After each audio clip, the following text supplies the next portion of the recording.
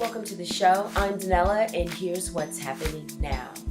In our world this week, we're going to be talking about the opioid crisis, and I'm going to tell you how it affected myself and my family. Also on deck in our show is Political Pop, and we're going to talk about climate change and how much money it's actually costing you, and how that is just the tip of the iceberg. But first, we'll talk about this. Hey, could you imagine paying $28 a day just to enter the city? We're going to travel across the pond because that's what folks in London are paying. Yeah, if you want to head into central London, you have to pay $28 a day.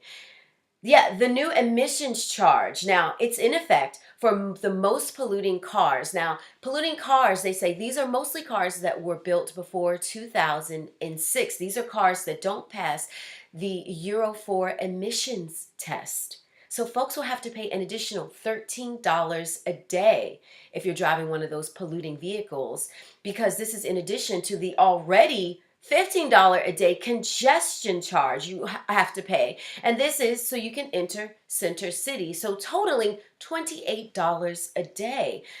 Now, they're calling the emissions charge the T charge, and it'll be affecting drivers between 7 a.m. and 6 p.m. on weekdays. But in 2019, London is saying you're going to have to face an ultra-low emission zone.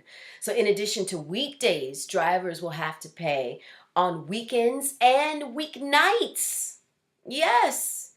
And in 2040, the British government said that they plan to ban the sales of new gasoline and diesel cars. Now that's serious. Why is this important to us? Well, think about what our administration says.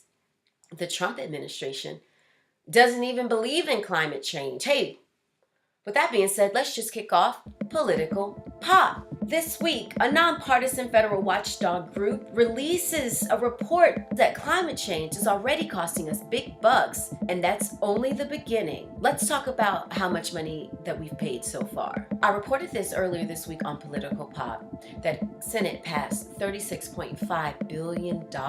This money went to FEMA. It not only is going to help the folks in Puerto Rico get the cash that they need, but in addition, it's going to help the federal flood insurance program, because folks need to be able to pay for the insurance claims. But here's what's not included in that $36.5 billion that was given out by Senate or approved by Senate. What's not included is money for folks recovering from the wildfires in California. Think about it. The people there are facing total devastation. In addition, victims of Harvey, we're talking about people in Florida, people in Texas, they still are dealing with recovering from Harvey, and they need money in order to do it. And so we'll go back to that amount, $36.5 billion. That's what Senate passed this week. That's in addition to the $15.3 billion that they approved last month. Now let's talk about the report. The report predicts that we'll have to pay $35 billion in federal aid in the future. This is by 2050. That's what they say. And they say that that's just a conservative estimate. So in addition to saying we're going to have to pay this money, expect to pay this every single year, they also break down regionally what folks can expect. So we'll start in the Southeast. Folks in my area, they say increased risk of coastal flooding. This is because of storm surges and sea level rises. They say if you're in the Northeast, you're also going to deal with storm surges and sea level rise. And they say that it's not going to be as bad as the folks in the South. Now we'll head over to Midwest and the Great Plains. They're saying to expect a decrease in crops. And if you're in the West, they say expect to see more droughts and wildfires and deadly heat waves.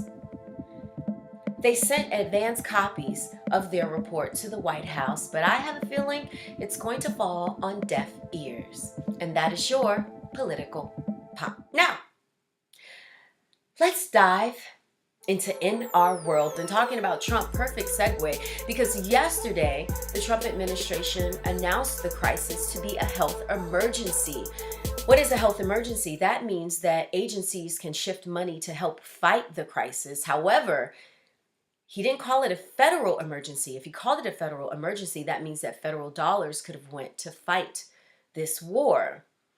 But instead, the Trump administration said federal funds should go to fighting natural disasters. So let's get more into this health emergency. What that means is, like I said, agencies can shift money to fight it, but also we're going to start seeing more commercials. I remember this in the 80s and 90s where we would always see, like, a frying pan and say, "This is drugs," and they'd have an egg and say, "This is your brain." They'd crack it and say, "This is your brain on drugs." Any questions? I remember that. So we're going to be seeing a lot more commercials talking about the dangers of drug use. Interestingly, earlier this week, I reported this in Political Pop, and when I posted it, you know how you post a video, then YouTube would suggest other videos? So the video I posted was talking about how Trump's appointee to be the drug czar, how this guy had to step down. The reason he stepped down was because the Washington Post and NPR did a great investigation. In this investigation, they showed how the nominee really supported drug companies. Yeah, drug companies that pumped so many drugs into the communities. And he supported a bill that made it harder for the Drug Enforcement Agency to do their work. So, yeah, he stepped down, and because of it, I posted a video. YouTube then suggests this other video. It was great. It was called CTV. That's Canadian television. They do news and headlines.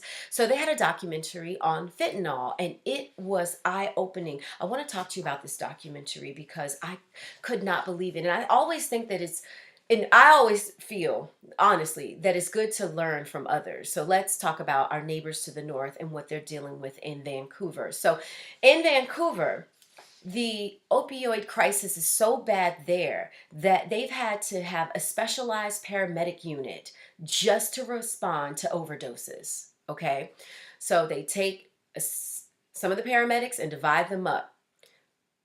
Set of them only responds to overdoses. So one of those paramedics said that on one night he responded to 26 overdoses. And this is his vehicle alone, 26 in a 12-hour period. Also, in an effort to free up hospital beds, the hospital, St. Paul's Hospital, this is in Vancouver, they have created a new floor on the top of their hospital. And this unit, this entire floor, only treats overdoses. Again, this is to free up beds in their hospitals. They don't stop there. They also have what they are calling an MMU. It is a mobile medical unit. Now think about this. Imagine an army-styled mobile hospital. That's what this is. And it's right in the center of downtown Vancouver. Apparently the east side of Vancouver has a terrible opioid crisis there. And this unit only deals with overdoses. So if a paramedic gets a person that has overdose and they need to get them to the hospital, they can either take them to the MMU, that mobile unit, or take them to the top floor of the hospital there. I'm not done. The problem is so bad, okay? The problem there is so bad that they have something that's called Insight. Insight is a supervised injection site, exempt from federal drug laws. Users there can come in with their drugs. They can shoot up and have nurses watch them. And what the nurses do is ensure that they don't OD from fentanyl. And let's talk about fentanyl before I take it to the top of what Vancouver does. Fentanyl, they say that the size of a grain of salt, that amount of fentanyl can cause a person to overdose. Keep in mind, fentanyl is what they're saying that that took the life of Prince, and that a lot of folks are using fentanyl, but they think they're buying heroin. Why use a synthetic fentanyl? Well, one, it's more powerful, meaning the high is stronger. It's more powerful also meaning that it's more addictive, and it's cheaper. And so that's why a lot of people are cutting their heroin with fentanyl unknowingly. Some people do it on purpose, some people don't know. So let's talk about what else Vancouver is doing to respond to this crisis. They have the pop-up tent. The pop-up tent is an area that doesn't have nurses, but they have volunteers that are trained on what to do if you OD. So you come there, you can shoot up your drugs, have a volunteer watch you, and then they intervene if necessary. And that pop-up tent is proud to report so far, nobody has died from overdoses on their watch. Now this is just the biggest like mind-blowing thing to me. Listen to this. Have you heard about the Crosstown Clinic? I didn't hear about this, but this is what they do. It's an innovative program. They offer legal medical grade heroin to users. It's paid for by the government. Doctors administer it. You get there, you get your needle. It already has the heroin in it, your predetermined amount. The amount of heroin is not enough to get you high, but it's enough to stop the withdrawal symptoms, the sickness from not getting heroin that the users get. That's how much the amount they get. You shoot yourself up, then you leave, and you can come back when it's time for your next treatment. So one of the patients in this program, he says he goes 3 times a day. He says that it saved his life. He said that he doesn't get high, but he no longer gets sick. So let's talk about in Vancouver. They said that the crisis there is 3 times worse than the AIDS epidemic at its height in the 80s. Here at home in America, we're saying that the opioid crisis is more deadly than the crack epidemic. It's worse than the crack epidemic in the 80s. Now, I want to jump over to the Associated Press. They issued a drug abuse timeline. Again, this is in reference to Trump saying that the opioid crisis is a health emergency. So this was amazing to me because I did not know this. Let's start in 1886. In 1886, Atlanta pharmacist John Pemberton started selling a soft drink with cocaine in it. Now, I knew that Coca-Cola used to have actual cocaine in it. I did not know Coca-Cola was created by a pharmacist. So yes, cocaine at that time was very popular. It was used in a variety of elixirs and other products. Now we'll jump ahead to 1895. Bayer announces a new painkiller. The new painkiller is actually heroin. Yes, the drug maker Bayer begins selling heroin. Heroin at that time also was a common ingredient in medicines and other treatments, and similar to cocaine, it was legal. Now let's jump ahead to 1995.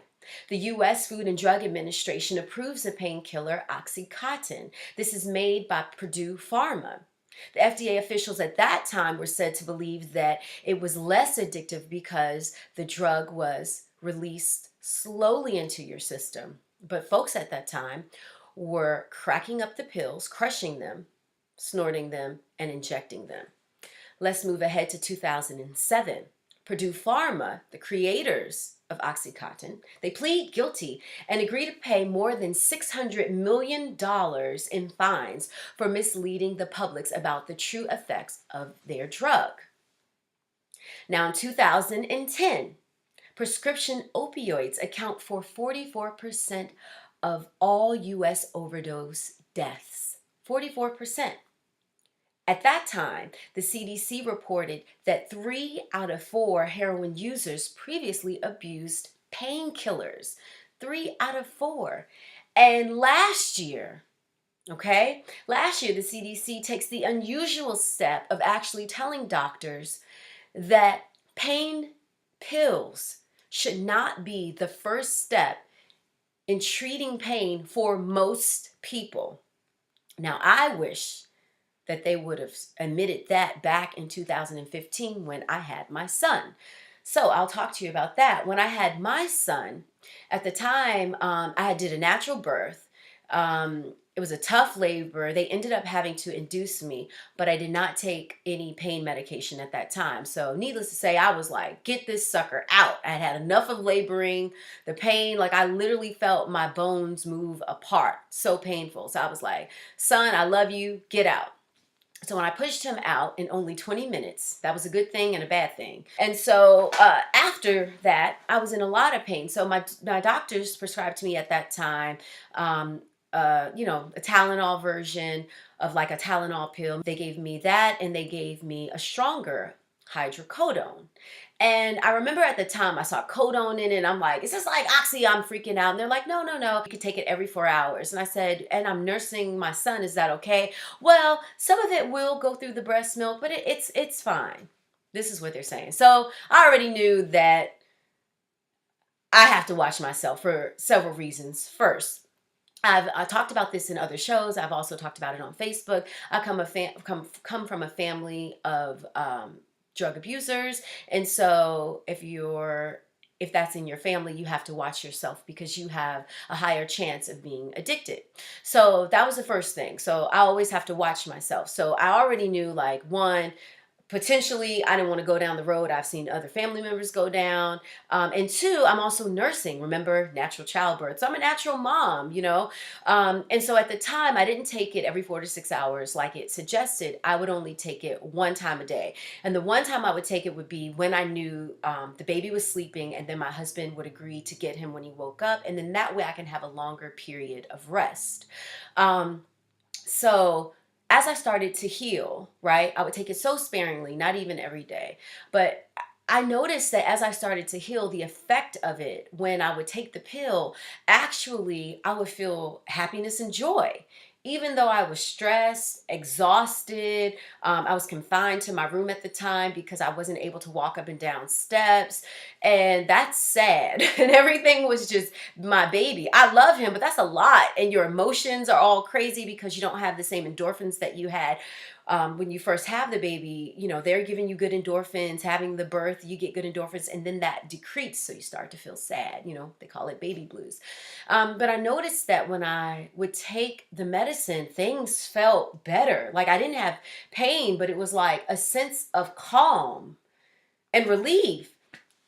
And I was like, whoa, I have to watch this. And I remember at that time that I could have gotten a prescription, my prescription refill, but I specifically was like, I can't, because my family history, but also I can feel that this emotionally feels better, right? Yes, I had no idea. So I see how easy it is for people to get addicted if you don't watch yourself and pace yourself. I see how easy it is. And to be honest with you, it shocked me because I personally felt I would never be affected. You know, I literally was like, I'll never be affected by like opiates or anything like that, narcotics, you know. Growing up in the 80s, seeing what happened to family members, friends of family members, I was like, no, that's never going to be me, never going to be my circle of friends. Like, I knew this for a fact. But not only was I shocked that, you know, it could have happened to me, but earlier this year, I found myself sitting in the funeral of a close family friend who OD'd. He OD'd. Um, and this guy was young, early 30s. I remember him when he was just in elementary school. I was in middle school, and he was a close family friend, and it was devastating. He left behind his family, um, also his wife, children, and the bad thing is that his addiction started as well from prescription OxyContin. That's where his addiction started from. And that's what happens to a lot of folks, is that they get addicted to painkillers, then they get cut off. So they get this addiction from a doctor, prescribed by a doctor, they then get cut off, and then they go to the street. And they're on the street, and then sometimes it's laced with fentanyl, and then they OD. It's just truly sad. And so I wanted to talk about this because another thing that I didn't have growing up, but that we have now, is the drug culture is pumped in our music. I mean, I grew up with rappers being drug dealers, and users were like whack, corny. I'm gonna go old school on you. These are the words we would say: whack, corny, like. If you from DC, you would call them Bamas. Like, no, drug users were not cool people. I mean, nowadays rappers are really drug users. Like, they talk about using it. They rap high. I know they rap high. I've interviewed many of them. High as a kite. High as a kite. I remember, without saying the rapper's name, I'm not going to say the rapper's name, but I will tell you, we were at Spring Bling for BET, and they had to shut the stage down and wait for that rapper to calm down from the drugs he was on before we could start our show back up. And I remember sitting in my dressing room like, when we going to start shooting? Like, it's time, you know, It's like an hour, another hour. I'm like, are we still getting sunlight? What's happening? It's like, yeah, such and such is having a bad reaction, so we gotta wait for such and such to come down off of it.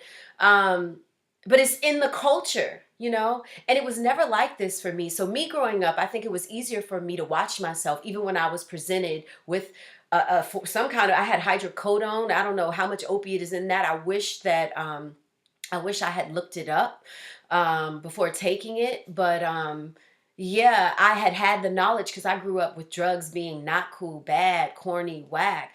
In addition, knowing that from my family history, I have a greater risk of being addicted. So I have to be careful of that. And so for me, that's how I've stayed safe. But I want to talk to you because a lot of our kids are subjected to this culture of drugs. And we make it so that they're used to it. And we don't realize how our music, our television is programming. I have a communications degree from NYU. It's a degree of science. It's not a degree of arts because there's a science behind communicating. And there's a science behind what you watch, how it affects how you live. It's a direct correlation. We say that it don't. We're like, oh no, we know that it's fake. But for kids, they don't have that same ability that we have. So I'm urging you now to just use greater caution in subjecting your loved ones to this drug culture. And also for ourselves, we have to, as a community, be more diligent. You have to be aware of what you're taking. Just know, I gave you the history of drugs. We talked about Bayer announced heroin. Oxycontin was announced by Purdue Pharma, right? Um, all of that was pushed to us. And you see in Canada, the folks there are saying to save their people, they might want to make it legal. I don't know if they will, but they have one clinic that legally gives them heroin. And to me, when I look at it, I hope I'm not, offending anybody, but to me, when I see people high, standing up on the street, sleeping, laying down on the street, skin just falling off, to me, that's the zombie apocalypse to me. These synthetic drugs. They're saying they're making people, when they smoke synthetic weed, is eating their face off. To me, that's the zombie apocalypse. And so we really have to, as a community, be more diligent. We have to watch each other, educate one another. And we have to really work to break this cycle because I honestly feel we have to protect ourselves because I don't think others are going to do it. I think we have to protect ourselves. And that wraps up in our world. Now, before I leave, I want to talk to you guys about one of my media training clients. So I do media training and talent coaching. And so one of my clients, we've been working together for a while. And this gentleman, it's been a little tricky for him because he has a company. He loves it. And I mean, this company is his baby. He started it from the ground up. He loves it. He's so connected to it. And what he wants to do is institute a new policy for his employees. And it's tough for him because he has this great new idea, but unfortunately, and this is what we're talking about in our session, is that you can't really implement a new idea with the same old behaviors and the same old thought process. It's not going to really work.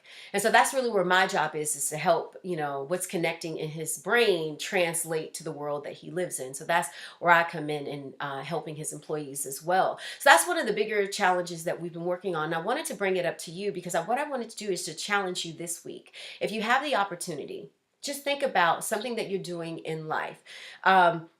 Because whether it be a new relationship, a job interview, a current job situation, a lot of times we can have a new idea, but we approach that new idea with the same old programming, the same old information. So I'm going to challenge you this week to see if there's one instance where you can institute a new way of thinking. Maybe it be advice from somebody else, maybe it be something new that you learned, but try to institute your new belief into your new situation and just see what happens. see what happens. I mean, logically, how can you do something new with the same old beliefs, right? And I can tell you by working with many of my clients in the past, one of the things that we work with a lot is just mentally, how to be a great communicator. First, that first part of communication starts in your mind, literally. And so sometimes as we're working together, we have to work through a lot of old programming to get them to then be able to exhibit new behavior, new communication behavior. So yeah, I challenge you to do that this week, and thank you. And this week I'm going to highlight HD Morris 255. Thank you to him and all of you that always leave detailed comments, because without you I could not make my show better. I appreciate it. I always open this show up because my mission is to supply you with the content that can just help you live in a better world. That's my passion, and so I appreciate you watching, and thank you for your comments. Because you're really helping me to evolve, be new, and be better. So thank you for that. And next time you see me, it'll be my birthday. What? That's how I roll. I wonder how long I'll have that kind of joy. But I have that kind of joy. Yes. Exciting times. So yeah, thank you so much for joining the show. Have an amazing week.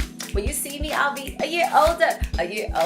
I'ma still do this dance because it still works. That's how old I am. What? All right, have an amazing week. Thank you so much for joining the show, and I'll see you next week.